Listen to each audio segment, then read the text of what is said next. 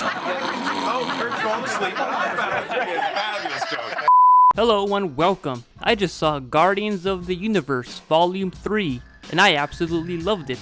I really loved it. It was such a delightful, fun time that's also incredibly sad, dark, and emotional. James Gunn comes back to write and direct this visually stunning project and completely nails it.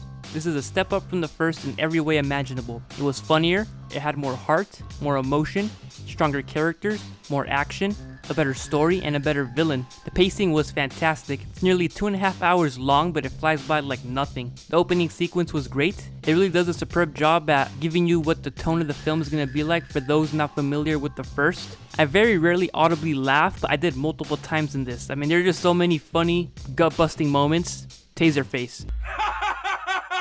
The chemistry is just so off the wall good. You get a real good sense of unity between them, and I found it interesting that there was a scene in this similar to Suicide Squad where one of the characters declares that they're all a family. I lost one family, I ain't gonna lose another one.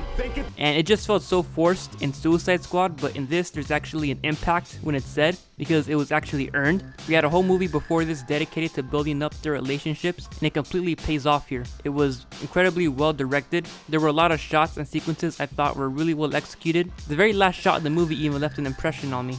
I was shocked at how incredibly emotional and character driven this film was. Even Yondu had an arc that began in the first one and came back around in this. The relationship between Gamora and Nebula was added upon and more developed. Some of the revelations that were made in the third act were incredibly hard-hitting and shocking. Kurt Russell was Kurt Russell. It's always good to see him and stuff. Sylvester Stallone was in it for a little and it kind of took me out of it a bit. All I thought about when I saw him was, hey, it's Rocky in space. You can't win, Rock! You're 60 years old! He just felt out of place to me. The soundtrack is of course great. It blended in perfectly. In certain parts it felt a little overbearing, but that's like less than a minute of the runtime when I felt that way. Most of the time it complemented the scene very well. I'm honest to God shocked at how some of the critics were shrugging this movie off. I don't know what film they saw, but I saw an excellent sequel that would go down as one of the best follow-ups to a blockbuster ever made, alongside the likes of Spider-Man 2 or Empire. This is my favorite MCU film to date. No other Marvel movie has moved me emotionally the way this one did. I think I'm gonna go pretty high with this. I'm feeling a 9.